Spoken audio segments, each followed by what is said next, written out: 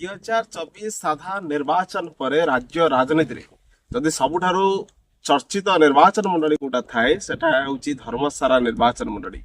ଯାଜପୁର ଜିଲ୍ଲାର ଏଇ ଧର୍ମଶାଳା ନିର୍ବାଚନ ମଣ୍ଡଳୀ ଖାଲି ଖଣି ଖାଦାନକୁ ନେଇ ପ୍ରସିଦ୍ଧ ନୁହେଁ, ବୌଦ୍ଧ କୀର୍ତ୍ତିରାଜକୁ ନେଇକି ମଧ୍ୟ ପ୍ରସିଦ୍ଧ ଅର୍ଜନ କରିଛି। ତେବେ 2024 ନିର୍ବାଚନ ପରେ ଯଦି ଏଇ ଚର୍ଚ୍ଚିତ ନିର୍ବାଚନ ମଣ୍ଡଳୀ ଚର୍ଚ୍ଚାରେ ବି ଅଧିକ ଥାଏ, ତାର ସବୁଠାରୁ ମୂଳ କାରଣ ହେଉଛି ଏଠିକାର ଚାଲିଥିବା ପଲିଟିକାଲ ଭାୟୋଲେନ୍ସ, ରାଜନୈତିକ ହିଂସା। ଓଡ଼ିଶାରେ ଯଦି ଆପଣ କୌଣସି ଜିଲ୍ଲାର ବି ଧର୍ମଶାଳାର କଥା ଉଠେଇବେ, ଧର୍ମଶାଳା କାହିଁକି ପ୍ରସିଦ୍ଧି ଲାଭ କରିଛି ବୋଲି କଥା କହିବେ, ତେବେ ନିହାତି ଭାବରେ ଆଗକୁ ଆସିବ ଏଠିକାର ଯୋଉ ରାଜନୈତିକ ହିଂସା ବର୍ତ୍ତମାନ ଚାଲିଛି। ଏକଥା ଆମେ କହୁନୁ ଯେ 2024 ନିର୍ବାଚନ ପୂର୍ବରୁ এই ଶାନ୍ତିପ୍ରିୟ ଧର୍ମଶାଳାରେ ଅଶାନ୍ତି ଲାଗୁ ରହୁଥିଲା ବୋଲିକିରି, ଏଠି କୌଣସି ପ୍ରକାର ହିଂସା କାରବାର ହଉନଥିଲା ବୋଲି ହଉଥିଲା। କିନ୍ତୁ 2024 ନିର୍ବାଚନ ପରେ ସ୍ୱାଧୀନ ଭାବରେ ବିଧାୟକ ହିମାଂଶୁ ଶେଖର ସାହୁ ଓରଫ ଟିକୁ ସାହୁ ନିର୍ବାଚିତ ହେଲା ପରେ ଏଠି ଦେଖାଯାଉଛି ଯାହା ଶୁଣିବାକୁ ମିଳୁଛି, ହିଂସା ବଢିବାରେ ଲାଗିଛି।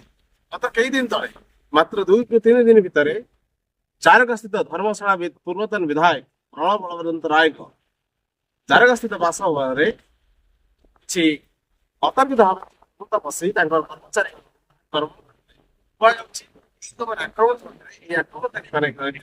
ବିଧାୟକ ହିମାଂଶୁ ଶେଖର ସାହୁ ଖାଲି ସେତିକି ଖାଲି ବିଧାୟକ ହିମାଂଶୁ ପାଲଟା ଅଭିଯୋଗ ବିଧାୟକ ହିମାଂଶୁ ଶେଖର ସାହୁ ମଧ୍ୟରେ ଆସେ, ତାଙ୍କ ସମର୍ଥକ ମାନଙ୍କର ଆସେ।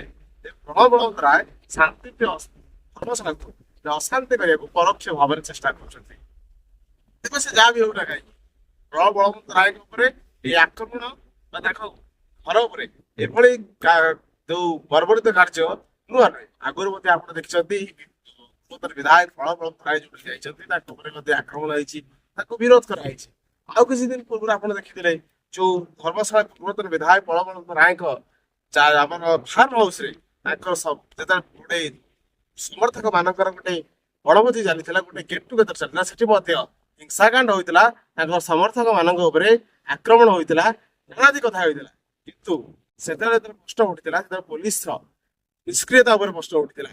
କୁହାଯାଉଥିଲା ପୋଲିସ କାଳେ ବିଧାୟକ ହିମାଂଶୁ ଶେଖର ସାହୁଙ୍କ ପ୍ରରୋଚନାରେ ଆସି ସେଠାରେ ନିରବ ହୋଇଥିଲା, ଆଉ ଏବଂ ସେଠାରେ ସାଧାରଣ ଲୋକଙ୍କୁ ନ୍ୟାୟ ଦେବାରେ କାଳେ ପୋଲିସ ବିଫଳ।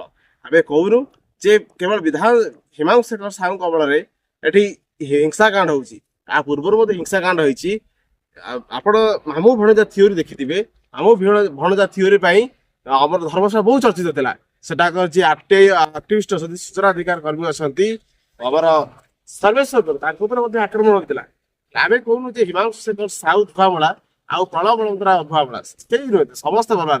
କଥା ହଉଛି ଏଠି ଯୋଉ ଆତଙ୍କୀ ରାଜ ଚାଲିଛି ଧର୍ମଶାଳାରେ, ସେ ଆତଙ୍କୀ ରାଜ ପଛର ମୁଖ୍ୟ ଆତଙ୍କବାଦୀ ଜଣକ କିଏ, ସର୍ଦ୍ଦାର କିଏ, କିଏ ଏଠି ଦଉଛି ପ୍ରରୋଚନା ଆତଙ୍କ ରାଜକୁ। ଏଠି ଖଣି ଲୁଟ ହଉଛି। ଖଣି ଲୁଟ ହେଇଯିବା କାହିଁକି କହୁଛୁ ନା, ଏଇ କିଛି ଦିନ ପୂର୍ବରୁ ସେତେବେଳେ ଯେ ପାହାଡ ସୁରକ୍ଷା ସମିତିର ଯେ ସଭାପତି ଅଛନ୍ତି ସତୀଶ ବିଶ୍ୱାଳ, ତାଙ୍କ ଉପରେ ମଧ୍ୟ ଆକ୍ରମଣ ହୋଇଥିଲା, ତାଙ୍କ ଗାଡିକୁ ଭାଙ୍ଗି ଦିଆଯାଇଥିଲା, ତାଙ୍କ ଉପରେ ଆକ୍ରମଣ ହୋଇଥିଲା, ତାଙ୍କ ଡ୍ରେସରେ ମାଡ଼ ମଧ୍ୟ ମରାଇଥିଲା। ଆଉ ଯେତେବେଳେ ସେ ଯାଇକିରି ଥାନାର ଦ୍ୱାରସ୍ଥ ହୋଇଥିଲେ, ତାଙ୍କର କାର୍ଯ୍ୟାଳୟ ଉପରେ, ତାଙ୍କର ଘର ଉପରେ ଯେ ଭିକ୍ଟିମ ରହୁଛନ୍ତି ସତୀଶ ବିଶ୍ୱାଳ, ତାଙ୍କ କାର୍ଯ୍ୟାଳୟ ଉପରେ ଚଢାଉ ହୋଇଥିଲା।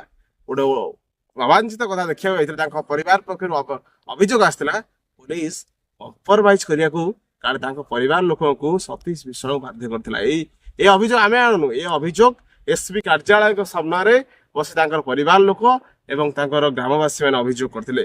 ତେବେ ସବୁ କଥାକୁ ଛାଡିଦେଲେ ଗୋଟିଏ କଥା ସାମ୍ନାକୁ ଏବେ ଆସୁଛି, ଗୋଟିଏ କଥା ବଡ ପ୍ରଶ୍ନ ଉଠୁଛି, ଧର୍ମଶାଳାରେ ଚାଲିଥିବା ଆତଙ୍କ ରାଜ ପଛରେ ମୁଖ୍ୟ ଆତଙ୍କବାଦୀ ଜଣକ କିଏ, କିଏ ସେ ସର୍ଦ୍ଦାର ଯେ ଏଭଳି କାର୍ଯ୍ୟକୁ ପ୍ରୋତ୍ସାହନ କରୁଛି। ତେବେ ଏଠି ସବୁଠାରୁ ଗୁରୁତ୍ୱପୂର୍ଣ୍ଣ କଥା ହେଲା, ଯଦି ଏଠି ଆତଙ୍କ ରାଜ ଚାଲୁଛି, ଏ ଆତଙ୍କ ରାଜକୁ ବନ୍ଦ କରିବାକୁ ସରକାରଙ୍କର ମଧ୍ୟ ଗୋଟେ ଗୁରୁତ୍ୱପୂର୍ଣ୍ଣ ଦାୟିତ୍ୱ ରହିଛି। ଆତଙ୍କ ରାଜ କେବେ ବନ୍ଦ ହବ ତାହା ଦେଖିବାକୁ ବାକି ରହିଲା। ରହୁଛି, ନମସ୍କାର।